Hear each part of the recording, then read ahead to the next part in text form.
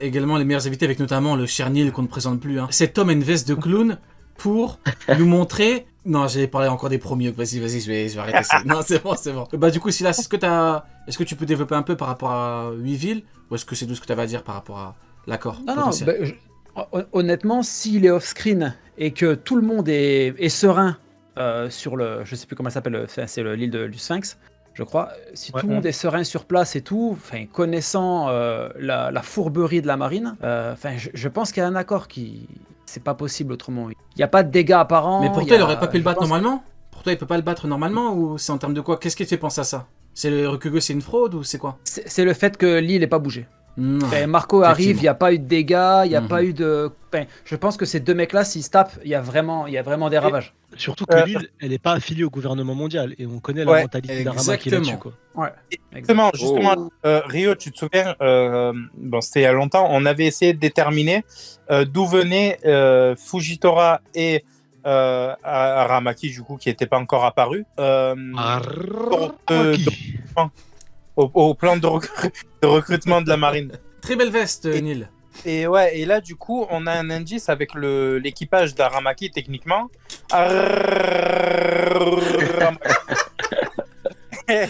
Vas-y. Dis-nous. Non, et du coup, on voit qu'ils ont un comportement de pirate, etc. Donc, en vrai, on a déjà des indices qui peuvent mener à... il a été recruté parmi les pirates. 2 secondes, Neil, il y a quelques mois, pendant les lives, il venait tout bien, il disait oui, alors je pense que Ryukyu a fait ça, je pense que par rapport à l'histoire, j'ai telle référence. Maintenant, c'est que maintenant, il vient avec une Pokéball, avec une veste de premier Hawk. Non, cet homme est à son prime. Donc, du coup, ouais, effectivement, mon cher Neil, t'as raison. Ouais. Donc du coup, il y a moyen qu'il ait été recruté, soit comme on disait tout à l'heure avec Sony, on faisait référence à Kanki, soit un peu comme ça, genre c'était un bandit quelque part, tu vois, soit vraiment un bandito. Un pirate simplement, tu vois. Ok, et toi Ace, ton avis un petit peu par rapport à Weeble, Aramaki, rapport de en force vrai, déjà moi déjà Weeble, pour moi c'est un ancien Shishibukai, donc pour moi il est pas loin de Doflamingo et compagnie, donc s'il y a combat contre Ryukyu, pour moi il a amené à perdre, même s'il lui donne un petit combat. Après, sincèrement, j'avais pas pensé aux dégâts sur l'île du Sphinx, et c'est vrai que c'est très calme. J'avais pas pensé à ça, et là je viens d'y penser, du coup avec ce que vous venez de dire. En fait, ce qui me et fait penser c'est très bizarre, c'est très curieux. C'est très curieux. Qu'un amiral arrive à vaincre un Shishibukai. Effectivement.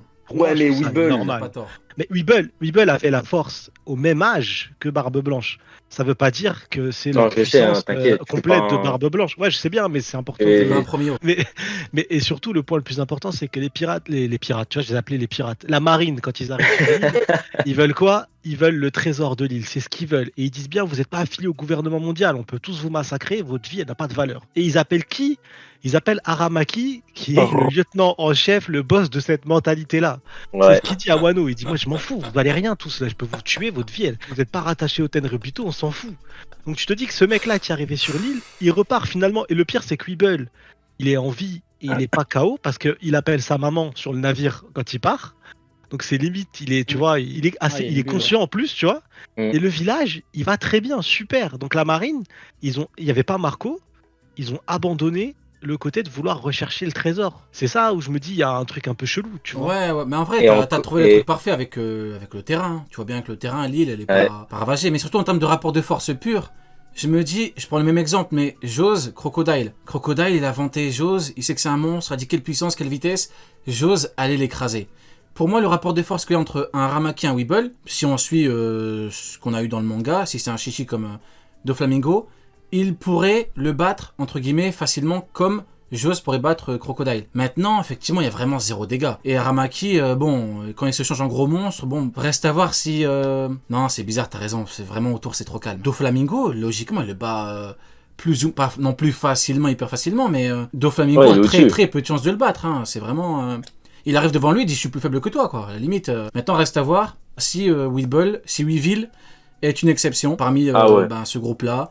S'il avait le même niveau qu'Aramaki s'est dit c'est chaud, mais c'est bizarre. Attends, mais par contre, Aramaki qui dit ouais, viens, sinon je frappe les gens et tout, c'est bizarre. Aramaki, c'est un mec qui s'en tape des gens. Mais c'est pas un mec qui préfère se battre. Bah au contraire, il est capable de dire ça. Il est capable de dire si tu continues à te défendre. Parce que je pense que pour moi, dans la logique quand même, je préfère le dire, il faut qu'Aramaki soit plus fort qu'un Weeble. Pour moi, c'est un amiral, il faut quand même qu'ils aient un minimum. Mais par contre, je vois bien cette crapule, parce que il voit que Weeble quand même, il rend les coups. Dire écoute, c'est simple, soit tu m'accompagnes, soit je massacre tout. Parce qu'en plus, il a le fruit du démon. Le truc, c'est qu'il a le fruit du démon de la végétation. Et l'île, elle va très bien. Ça veut dire on voit même pas genre des arbres. On l'a vu quand il combat, ce que ça fait à la végétation tout autour. Tout va nickel, tout est clean. Donc je pense pas que Oda, il ait oublié ce détail, genre prendre en compte cette importance quand tu parles d'Aramaki. En vrai, c'est possible que c'était la fin. Vas-y, je repars, je recline tout et viens avec moi, sinon je fume tout le monde ici. Et comme on le voit bien, il a essayé de protéger le. Parce que c'est un bon gars en fait, Weeble. 8 pays. C'est vraiment un mec bien.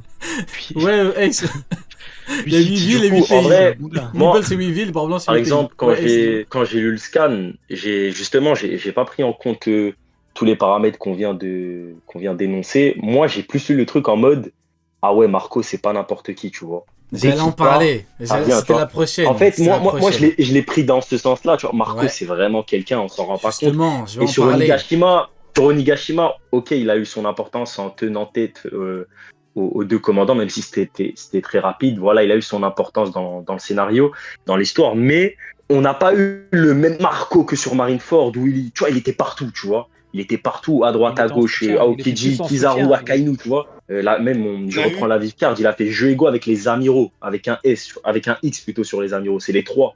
Et là, on a un peu le. Ils sont tellement frauduleux que c'est amiraux avec un S. Ouais, O'Neill. Pour Marco, pour sa défense, quand même, on a eu un clash contre Big Mom avec Prométhée, avec un coup de poing renforcé qu'il a totalement renvoyé. Il a réussi à tanker une attaque de Kaido. Il a réussi à avoir donc les deux, comme tu disais, les deux commandants d'un coup. Donc en vrai, il a des belles scènes. C'est juste que bon, il sait très bien que c'est pas le personnage principal, quoi. En gros, tu vois. Pour rebondir avec Marco. Ah bah vas-y, c'est là, après je rebondis. Non, je disais juste qu'il disait à un moment donné quand Zoro il réveille, là il sort de son espèce de truc, là il se réveille, il dit mais non c'est bon pour moi, je laisse place aux 2 stars, entre guillemets. Ouais, place aux stars. Après, moi je me dis Marco, c'est quand même bizarre, on en parlait tout à l'heure avec Sunny, c'est quand même bizarre que quand la marine en tant qu'à Weevil, Ryukugyo débarque, Marco, c'est bizarre. Ça me rappelle un certain Rayleigh vieux, qui dégage la marine de l'archipel, de Amazonelli, il est tranquille. L'archipel, il est tranquille. Ça fait 2 ans qu'il squatte dans le bar de Shaki. Il n'y a pas de problème, personne ne vient le faire chier. Moi, je me dis, il y a un monde où Ryukugyo, il a beau faire des grands gestes, il a beau frapper des mecs enfermés, il a beau faire le grand. Il y a un monde où le mec, il entend Marco en pleine forme, je parle. Hein. Il y a un monde où il se dit, ah merde, je peux lâcher des crottes à tout moment. Il y a un monde où il se chie dessus. Hein. Parce que c'est bizarre. C'est cohérent, c'est normal. C'est quand même extrêmement chelou. C'est logique. Les commandants d'empereur, c'est des pirates, comme je disais juste avant, dans le live d'avant, les commandants d'empereur, surtout le bras droit, l'homme le plus puissant de l'équipage, pas forcément bras droit parce que c'était Jack le bras droit de Kaido, mais la carte maîtresse d'un empereur, c'est un truc de malade, on sous-estime trop. Et comme en fait, ils ont déjà été vaincus dans le manga, ça passe en mode, bah ça va, c'est pas la folie. Sauf que moi, ce que j'ai vu de Marineford, c'est que Marco, c'était tête à tête face à Kizaru. Ouais, et les deux, exactement. Ils ont été mis sur un pied d'égalité. Tu parles en anglais, carrément. Ils ont été mis sur un pied d'égalité durant tout Marineford. C'est le level, on peut le dire. Hein. C'est le level. C'est comme ça. On oublie. Si tu veux t'attaquer à Marco, il faut que tu envoies un amiral. Et t'es pas sûr de gagner. Donc il faut que tu envoies 2 amiraux pour être tranquille. C'est bizarre, hein. Pour Mihawk, ils ont envoyé la marine. Hein. Pour Marco, personne. Ça, je dis rien. Pour souligner ce truc-là avec Marco, on a la grande preuve avec quelqu'un qui était en dessous de lui dans l'équipage de Barbe Blanche, qui était Izo. Et Izo, quand on regarde ses actions sur Onigashima, il a pris l'aggro de tous les comment ça s'appelait, les Givers, c'est ça, les Gifters.